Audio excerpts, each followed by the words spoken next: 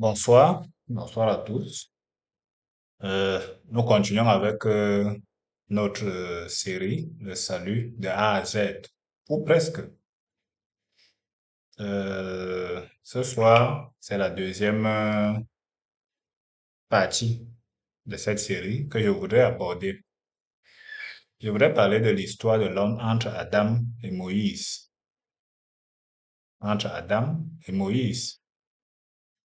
Déjà, d'entrée de jeu, est-ce qu'un homme peut prétendre se connaître en ignorant ses origines? C'est là l'un des gros pièges de notre siècle. Nous sommes en train d'anéantir toutes nos valeurs pour des valeurs apparues en très peu de temps. Entre Adam et Moïse, il s'est écoulé environ 2400 ans, selon les théologiens. Ignorer les grandes lignes de cette période, c'est choisir délibérément d'être aveugle sur nos origines à nous tous les habitants de la Terre, peu importe ce que les autres pensent de cette affaire. En effet, tout homme est issu du seul Adam et du seul Noé.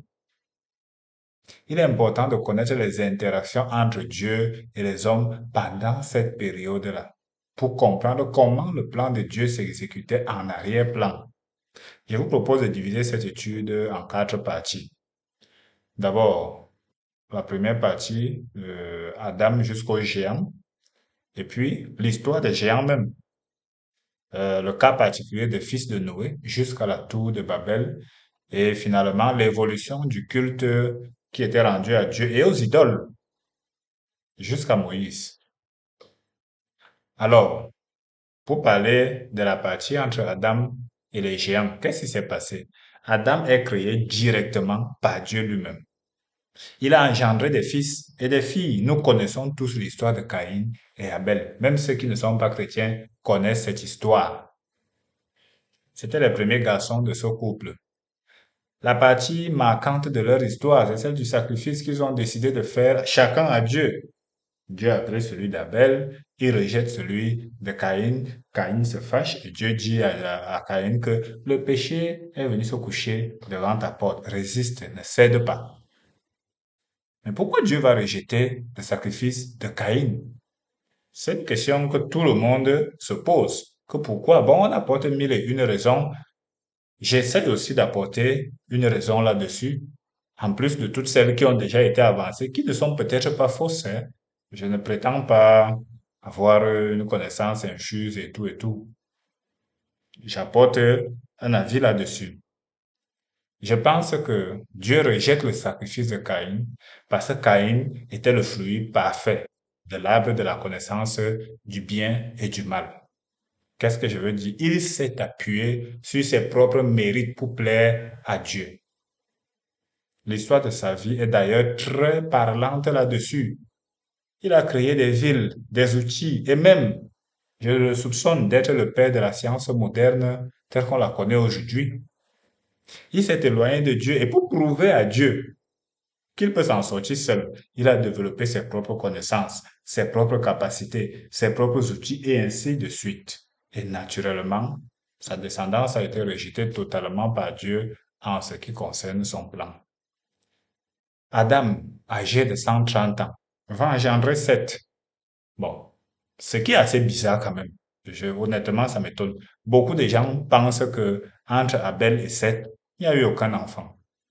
Ils sont convaincus de ça. C'est-à-dire, jusqu'à 130 ans, Abel n'avait que deux enfants, jusqu'à ce que le troisième naisse. Non, ça c'est ignorer le fait que l'auteur divin ne met l'accent que sur la lignée choisie par Dieu pour accomplir son plan.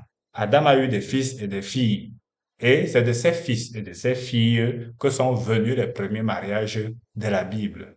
Celui de Caïn, celui de Seth, et ainsi de suite, on n'en parle pas. Ça ne veut pas dire qu'il n'y a pas eu, depuis Adam jusqu'à Moïse, il n'existe pas d'inceste. L'inceste n'était pas un péché. Le frère et la sœur pouvaient se marier sans problème et c'était le plan, c'était la volonté de Dieu. J'ai bien dit depuis Adam jusqu'à Moïse. Il convient de remarquer même d'ailleurs que les gens vivaient longtemps dans cette période-là. Vous vous rendez compte qu'à 777 ans, dans Genèse 5:31, Lémec est considéré comme un jeune homme. Dans Genèse 4, 23, 24, 777 ans, il est considéré comme un jeune homme. Rendez-vous compte. Pourquoi vivait-il si longtemps? Noé est le dernier qui a atteint 950 ans après le déluge. C'est-à-dire qu'avant et après, ça fait 950 ans. Il est le dernier qui a vécu aussi longtemps. La raison est simple. C'est que le fleuve d'eau de la vie était toujours accessible pour eux. C'est par le déluge que cette eau a été détruite.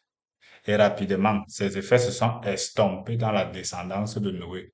En fait, l'eau là ralentissait le vieillissement. Donc, les gars pouvaient vivre très longtemps tant qu'ils la buvaient, tant qu'ils avaient accès à ça. Parce que Dieu n'a pas fermé l'accès à l'eau de la vie. Il a fermé l'accès au jardin. Pendant ce temps, il n'y avait aucun intermédiaire entre Dieu et les hommes. Et c'est ça qui est intéressant dans cette histoire. Il n'y avait aucun intermédiaire. Celui qui voulait marcher avec Dieu, il le trouvait très facilement. L'iniquité n'était pas encore vraiment entrée dans le monde. Les hommes étaient juste rebelles envers Dieu. Vous voyez, c'est quand je parle de l'iniquité, de la rébellion, j'ai envie de dire, j'ai mon enfant. Il est encore tout petit, il est rebelle. Va me chercher l'eau, il refuse.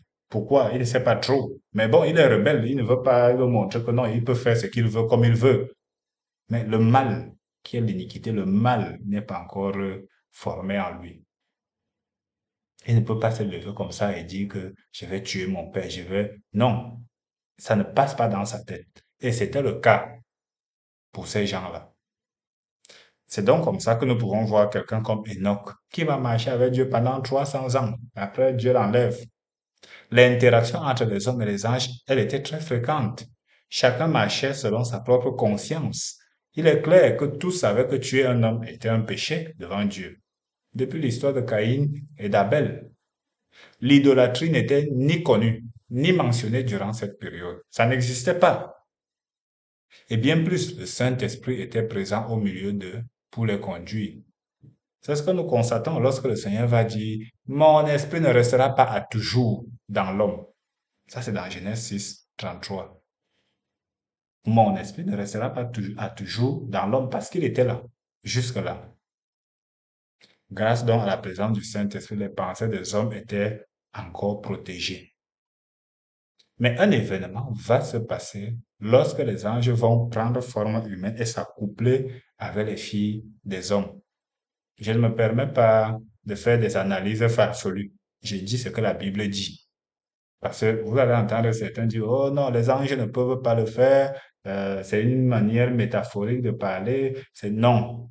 La Bible a dit que les anges sont venus, ils ont pris des femmes. C'est ce qu'ils ont fait. Point. Et quelque chose va se passer. D'ailleurs, c'était une confusion.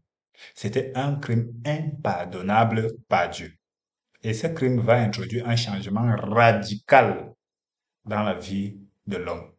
Ce qui nous amène donc à l'histoire des géants avant le déluge, ou du moins l'histoire de ces anges-là. Parce que les géants même ne sont pas très intéressants pour nous. C'est la conséquence. C'est la conséquence de ces accouplements. Du temps de Noé, les anges vont commettre l'irréparable. Ils vont s'accoupler avec les filles des hommes. Et il va se passer des changements majeurs dans la nature profonde, profonde de l'homme. Profonde. La première chose, c'est que Dieu a dit, mon esprit ne restera pas, donc Dieu a retiré son esprit de l'homme. Il a été livré, cette fois-ci vraiment, à ses penchants. La deuxième chose, c'est que l'iniquité va entrer dans le cœur de l'homme. C'est à partir de cette génération que le mal, dans sa forme hideuse, va affecter la nature humaine. En effet, ces anges ont appris à l'homme, ces anges-là, ils ont appris à l'homme la sorcellerie, la magie, la méchanceté, l'idolâtrie, l'homosexualité et tous les maux qu'on peut bien imaginer aujourd'hui. C'est eux qui ont introduit l'iniquité dans le cœur de l'homme. C'est au point où la Bible a déclaré l'Éternel vit que la méchanceté des hommes était grande sur la terre et que toutes les pensées de leur cœur se portaient chaque jour uniquement vers le mal. Uniquement. c'est l'interaction avec ses anges. Ça, c'est dans Genèse 6, le verset 5. Le Seigneur ne pouvait pas faire autrement que de détruire cette génération. Il fallait qu'il préserve la race humaine. En effet, ces géants allaient exterminer la race et le plan de Dieu pouvait connaître un blocage. La jalousie de ces anges était totale. Ces gars avaient compris que Dieu avait un plan merveilleux pour l'homme. Alors ils voulaient le détruire, ils ne voulaient pas accepter ce plan. Ils ne voulaient pas accepter ce plan, mais qui es-tu pour détruire le plan de Dieu? Suis-tu aussi puissant, aussi je ne sais pas trop quoi? Tu es dans la main de Dieu. S'il veut, il t'efface. C'est fini pour toi, on n'en parle plus. Que tu sois un ange, que tu sois un homme. Ce n'est pas possible. D'ailleurs, l'histoire de ces géants, elle est connue dans l'Antiquité. Je ne veux pas, je ferme la page. Ils ont réussi à semer l'iniquité dans le cœur de l'homme. Et le Saint-Esprit ne pouvait plus demeurer dans l'homme depuis ce temps-là. Et à cause de cette iniquité, la durée de vie de l'homme a été réduite considérablement. Dieu a détruit la source de l'eau de la vie qui ralentissait le vieillissement. Et d'ailleurs, gloire à Dieu qu'il l'ait fait. Vous vous imaginez un gars aussi méchant tel que nous sommes aujourd'hui là, qui va vivre 800 ans, 900 ans. Mais ça va cuire. On va fuir le monde ici. Les gens vont se tuer. Les gens vont se tuer. Mais Dieu n'a pas voulu cela.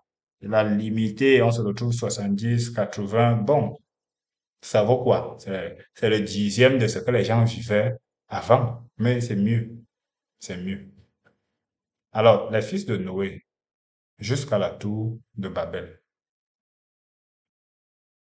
Euh, on ne peut pas éviter le sujet des fils de Noé quand on parle du salut. On ne peut pas. Parce que c'est eux, Sem, Cham ou Cam et Japheth, c'est eux qui ont eu la charge de repeupler la terre. C'est eux qui ont eu la charge de donner naissance à toutes les populations de la terre, y compris toi, y compris moi.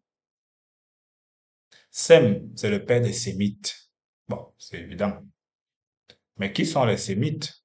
On va vous trouver Israël, les Assyriens, les Irakiens, les Araméens, les Arabes, etc., etc. Shem ou Cam, c'est le père des Kamites. C'est toujours évident. Il s'agit des Couchites, des Éthiopiens, des Égyptiens, des Libyens, des Cananéens, qui d'ailleurs ont été battus par Israël.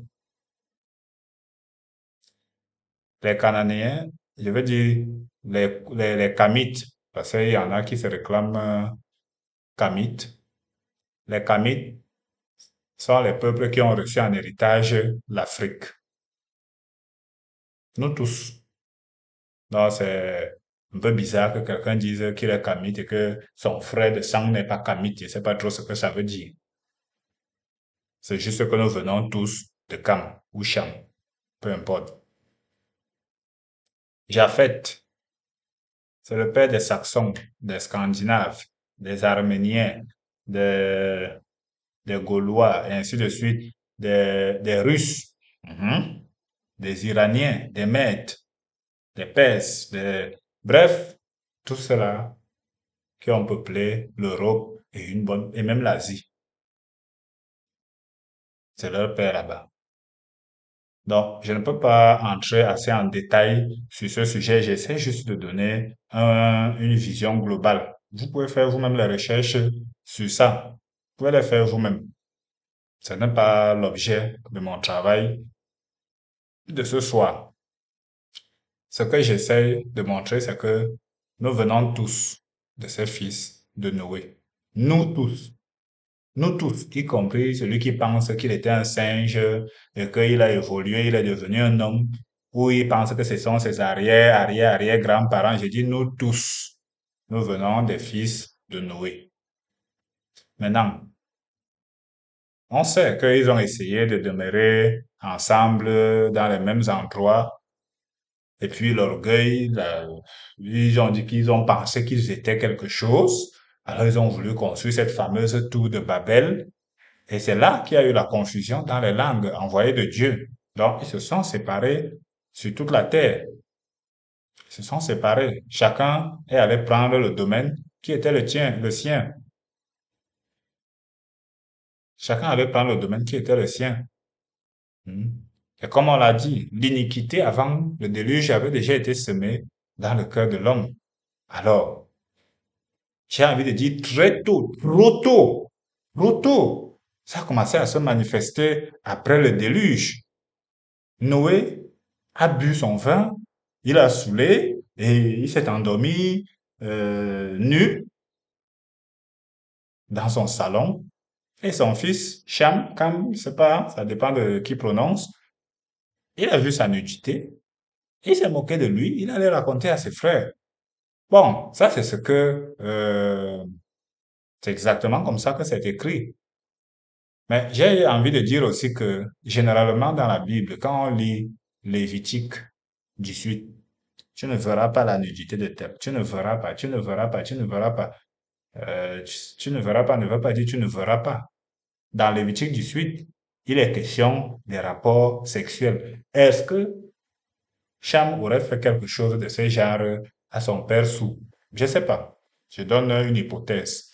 Je ferme la parenthèse. Je ferme la parenthèse. Mais je prends ce cas pour dire que le mal avait déjà commencé à se développer. L'iniquité avait déjà commencé à se développer dans l'homme. Maintenant, euh, le Seigneur restait toujours accessible à ces gens-là. Bien sûr que de ce temps-là, il n'y avait pas toujours d'intermédiaire entre Dieu et les hommes. Je veux dire, il n'y avait pas de prophète, il n'y avait pas quelqu'un qui va venir dire ainsi parler l'Éternel, c'est monté, c'est descendu. Non. Dieu, celui qui cherchait Dieu, il le trouvait. Les histoires de Job, Abraham, Melchisédek et beaucoup d'autres, tous contemporains de ce temps-là, ça le prouve, ces histoires le prouvent bien. J'ai envie de penser même d'ailleurs que il est probable que Noé ait été encore vivant. Dans tous les cas, ses fils devaient encore être là pendant la vie de ces gens-ci. Donc, les peuples se sont séparés. Chacun a pris sa route. Qu'est-ce qui va se passer?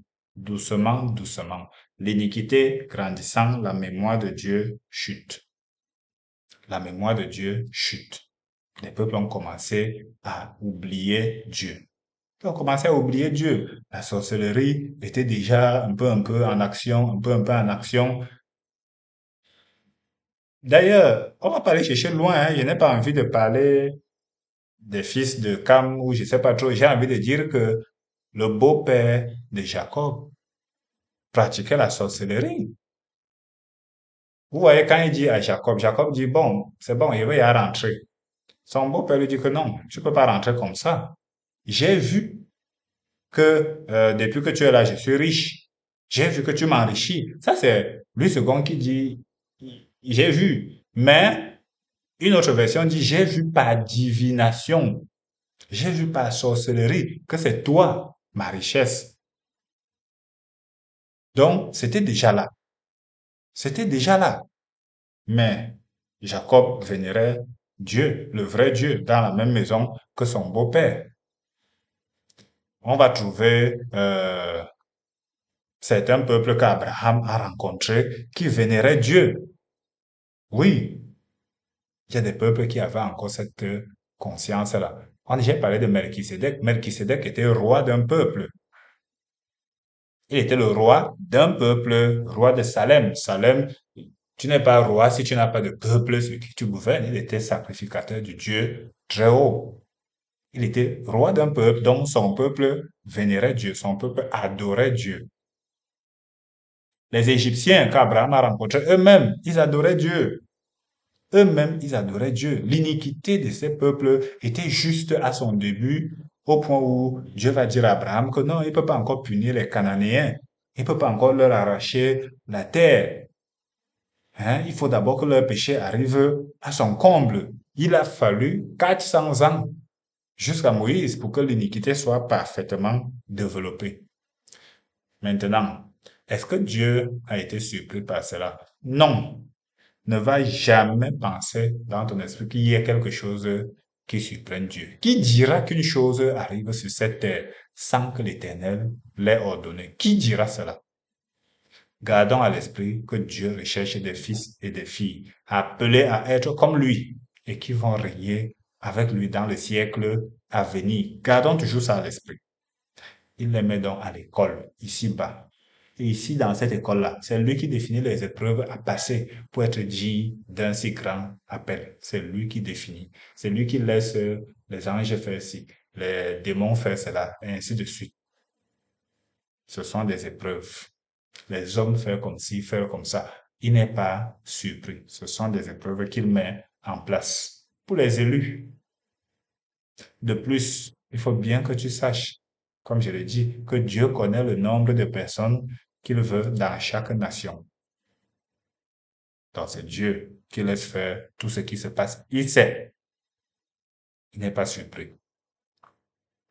Alors, quand nous parlons du culte qui était donné à Dieu et aux idoles, jusqu'à Moïse, comment ça se passait? Qu'est-ce qui nous est montré dans cette période-là? Euh, On constate, on va te dire, Noé est sorti de l'arche, il a fait l'autel et une bonne odeur est montée. Dieu a senti une bonne odeur. Abraham est allé, il a fait l'autel. Qui lui a appris à faire ça? Isaac a fait l'autel. Qui même encore là? Jacob a fait l'autel. Avant tout ce beau monde-là, euh, comment il s'appelle? Job. Quand ses fils avaient fait quelque chose, il faisait l'autel. Il sacrifiait pour obtenir le pardon de ses péchés, le pardon des péchés de ses fils et même de ses amis. Chacun, pour ceux qui connaissaient Dieu, chacun était son propre prêtre et le prêtre de sa famille. C'est comme ça que ça se faisait. De l'autre côté, l'idolâtrie aussi, qui est le fruit de l'iniquité dans le cœur des hommes, a commencé à grandir. Au point où on a vu des villes comme Sodome disparaître par le feu de Dieu. Hein? Ils sont allés tellement loin que le feu a dû descendre du ciel pour les détruire. Vous savez, quand on parle de Sodome et Gomorrhe, on voit tout de suite la sodomie. Pourquoi? Parce que ces gars sont venus, ils ont dit à Lot, fais sortir les deux hommes-là, on va les sodomiser jusqu'au matin. Ça, c'est ce qu'on voit, mais c'est la conséquence. Quand on lit dans Ézéchiel le péché de Sodome, on se rend compte que c'est que Sodome avait développé un niveau de méchanceté où faire le bien à quelqu'un était interdit. Donc quand tu faisais le bien à quelqu'un, tu étais coupable. Tu étais coupable. L'iniquité avait tellement grandi dans le cœur de ces gens. Dieu les a rasés. On quitte sur ça. On va voir que la loi qui était valable pendant ce temps-là, sur toute la terre, tous les descendants de Noé, même comme ils s'étaient dispersés, il y avait quand même la loi. Ils ne devaient pas manger l'animal avec le sang et ils ne devaient pas s'entretuer entre eux. Ils ne devaient pas s'entretuer entre eux parce que c'est ce que Dieu avait dit à Noé. Ils ne devaient pas le faire. C'était la loi qui avait été donnée à Noé. Et si vous remarquez bien, dans la plupart de nos coutumes, c'est quelque chose, nous tous, on a à peu près cette habitude-là. Tu tues un animal, un poulet que tu veux manger, tu verses d'abord le sang par terre. Tu ne peux pas expliquer pourquoi, mais tu sais que c'est comme ça qu'il faut faire. Bon, il y en a qui ont développé, en fait, ils ont rejeté tout cela. Ils ont commencé à développer, donc, ils tuent, ils égorgent l'animal, ils prennent le sang, ils mettent dans le gobelet, il va aller boire, je sais pas trop. Bon, bref, parle pas de saleté. Donc, euh, la loi de Dieu, c'est celle qui avait été donnée à Noé. L'éloignement des peuples a favorisé le développement de l'idolâtrie dans les autres nations. Ils sont allés tellement loin dans cette idolâtrie au point où ils ont commencé à sacrifier leurs propres enfants à ces dieux-là. Les peuples éloignés les uns des autres et séparés de Dieu ont été à la merci de toutes les forces démoniaques.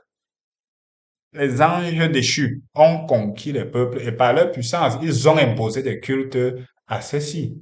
Ces cultes perdus jusqu'aujourd'hui dans beaucoup de nos nations. Quand vous entendez nos dieux, nos dieux, nos dieux, mais ce sont des dieux, des cultes rendus à des anges déchus.